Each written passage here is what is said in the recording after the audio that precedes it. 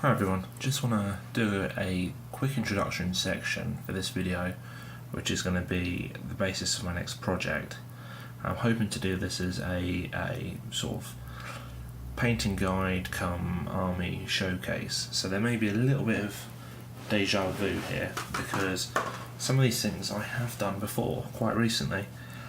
As some of you might remember, I painted some Iron Hills Dwarves for Josh from the East Anglia Hobbit community, and he's asked me to paint some more for him, except this time there's a few more and they're a little bit more fancy. So to start off with, there's 3 goat riders. Now these models are possibly some of the best I've seen. These are the Forge World Iron Hills goat riders, and they fit together absolutely perfectly, and the detail on them is fantastic. Tiny bit of a gap to fill there, which shouldn't be too hard, but they're awesome. And the way they fit together, the way they feel, they are definitely of the highest quality, these ones, and I'd say well worth the price tag that they charge for them. So there's the 3 of them. After that is the Iron Hills Command. So I have already done one of these, but this is a different set. So you start with the banner bearer, who looks his pose is very good. He's got his hand on his hilt there. He also comes with a shield, which I'm probably going to attach around here somewhere, just so it's sort of like it's behind him, but it's not interfering with any of his gear as such. Then there's this Iron Hills captain, who's armed with a Mattock. So this is what I always imagined the dwarves to look more like. This is more dwarven to me, the big axe and the cape. He's a very, very nice model. Really looking forward to doing him, he's going to be nice. Then after that, there's another, and I say another because I have done some of these already before. I won't go through them in too much detail. Another 12 dwarves, and these guys are just the same as the last ones I did. Each has got a shield and each has a spear. So at the moment these have all been based and just been given, although that side's not been coated very well. May need to redo these. They've all had a spray of Army Painter plate mail, which is, as you can see, just silver. And for anything which has got a lot of armour like this, and I did the same with my Urukai warrior army, anything which has got a lot of exposed mail or plate, I find it easier to base coat in this colour and then paint the armour first, then go back and do the other bits. I know some people like to paint it separately, but for me it's a lot. It takes a lot of time to sit there and paint individual models in that way, especially if there's this many. Next up, there's a full 12 dwarf warband of dwarves with crossbows. Now these are not going to be nice in the game. Really nice models though. Personally, I'm not a huge fan of the crossbow. To me, the crossbow needs arms, otherwise, I know it could be possible, but I don't know, I just think they would look a bit better. That's the same one. 2 other poses are more like this.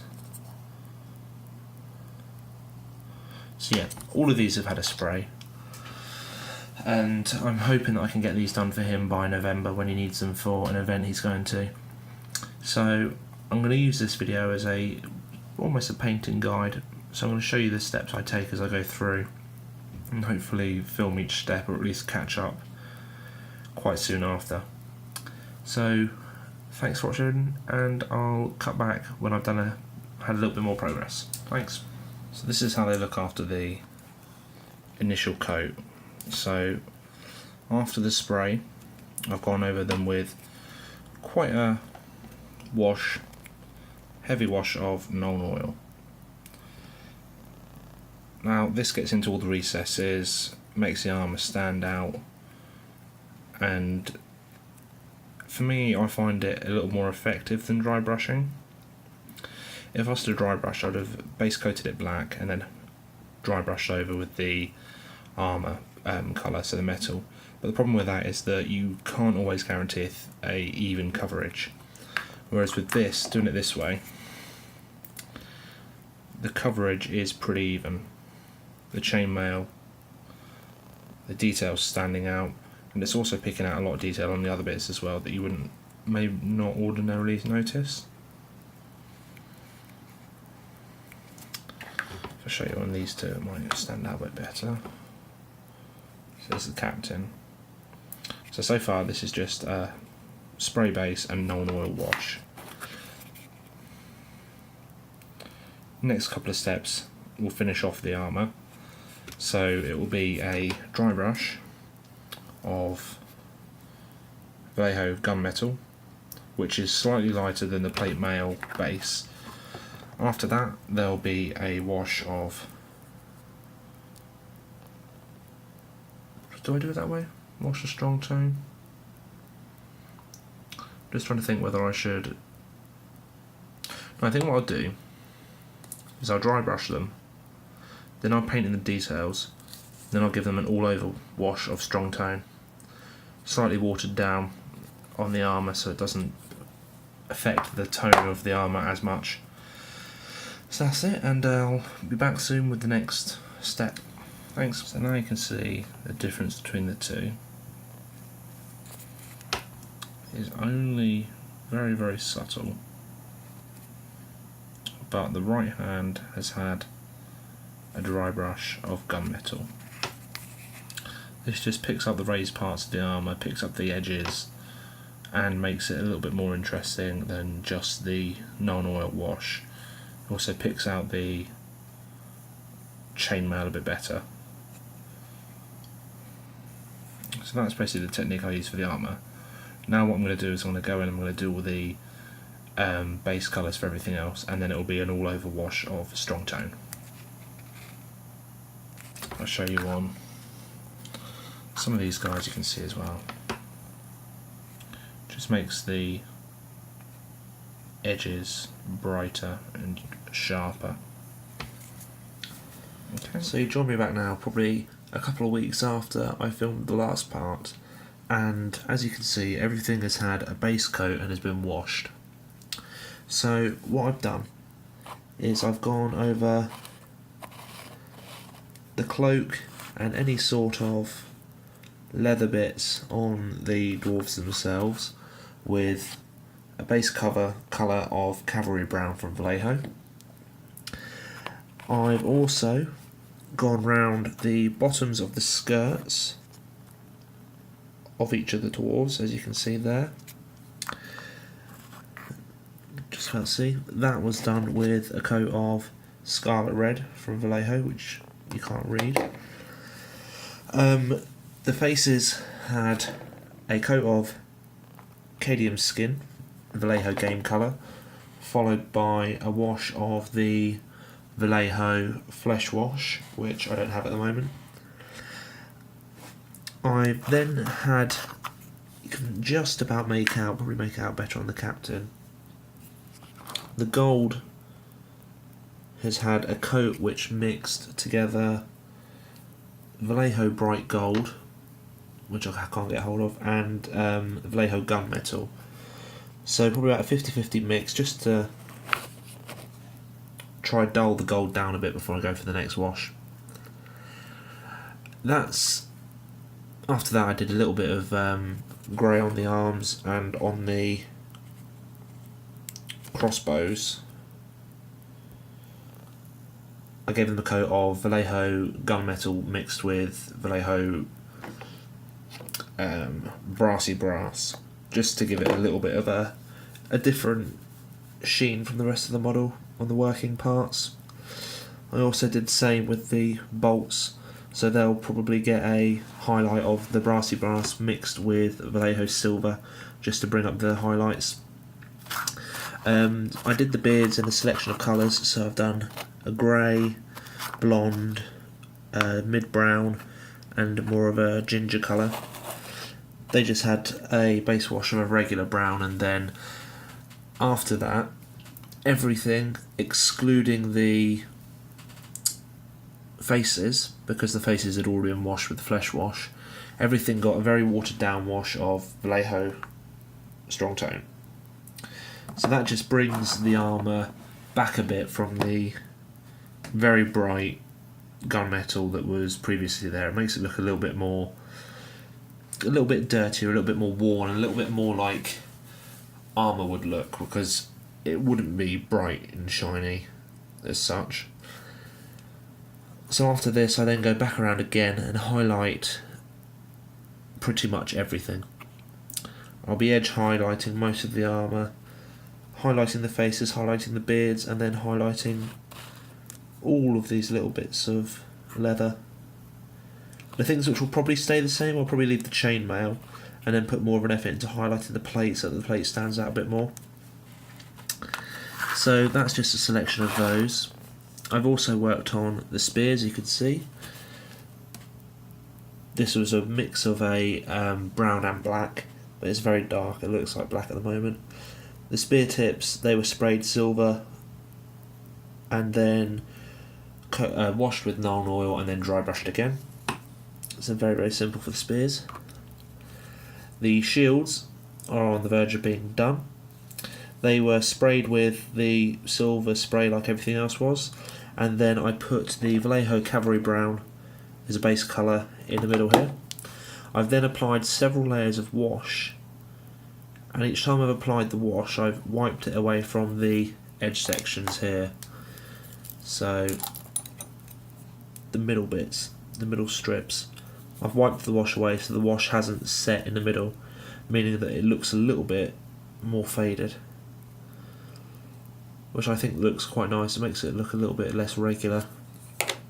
So making some good progress with these. They're coming along nicely.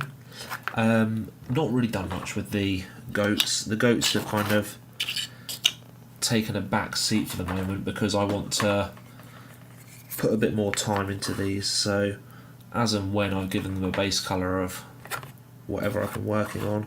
So one grey goat, one brown goat and one unpainted so far. But that's everything, and I'll come back with another update after I've added some highlights. So it's been a couple of weeks since I last did an update on these.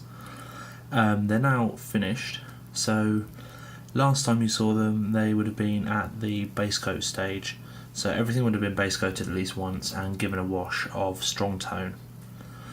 Now the next step is I went back over all the colours again with the same colour, and then to add any additional highlights I would have lightened it using either a beige or white, which is pretty much how I do most of my highlights. So first up is this captain with Mattock. So re-highlighted his beard again with the orange I'd used, which was Vallejo Fiery Orange, or Orange Fire it's called. That was lightened a tiny little bit with a little bit of game colour Sun Yellow. After that, all the other bits had been re-highlighted with the same colours again, so the axe shaft, or the Mattock shaft,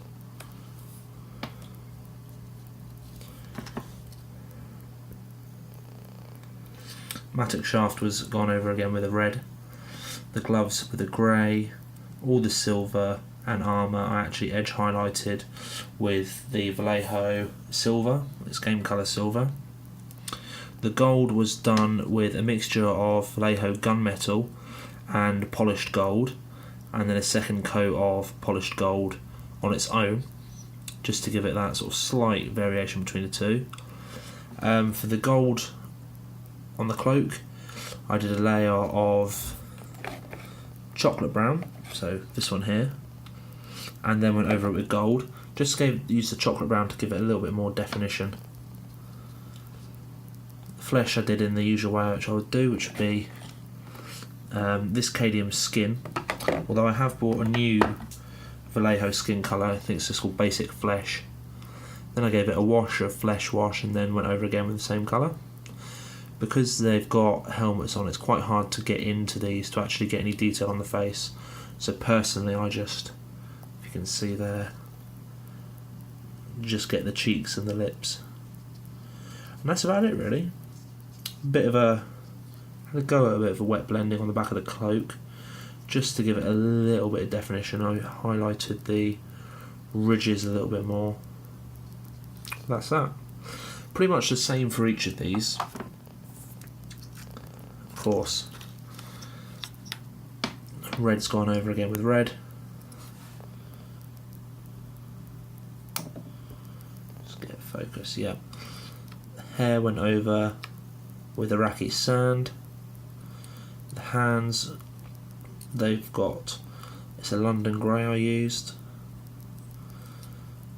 Did a little bit of battle damage on the shields. I think it works quite well from a distance. It's just a streak of black and a streak of Iraqi sand underneath it to give a bit of depth to it.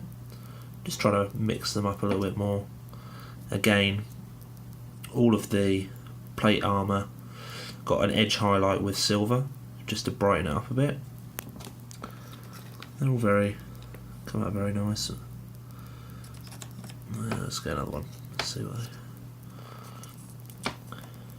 all painted before being assembled. So the shields and the spears weren't on, and that's intentional so that it doesn't, because it's very hard, because if you take one of these for example and you try to paint in the details next to his chest and the beard, even the face, trying to get in there with all of this glued together, it's virtually impossible unless you've got a very fine hand. So the flag, tried to go for something a little bit different. So I've got a white background with the blue glaze, and then tried to add a bit of cloud definition, you can't really see, above the mountains. Gone for the green along the bottom here to represent some fields, orange and red in the top for a sunshine, and then just red and green along the bottom as a little bit of decoration. Now, I'm happy with it, but I couldn't really think what else to do with it, because I hope Josh likes it. Tried to go for something a little bit different, because the last one was just red and gold really. I wanted to try something that's slightly more interesting for this one. So that's the Iron Hills Dwarfs with spears, 12 of those done.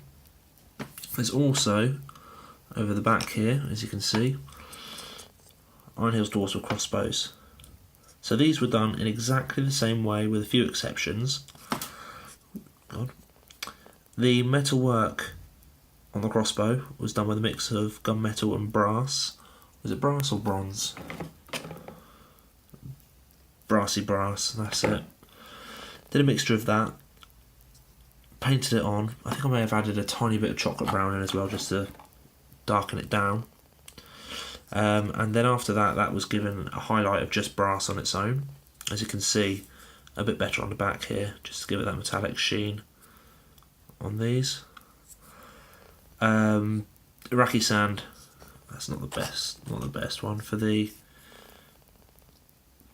bits keeping the arrows in, the bolts in place. And just exactly the same technique. These were assembled before I started painting them, which did make getting into the backs for the hair a little bit difficult, but you're not going to really be looking that close. So yeah, that's it for this 26. These are now ready to go in the post and be sent off. So thanks for watching, and tune in soon. Bye.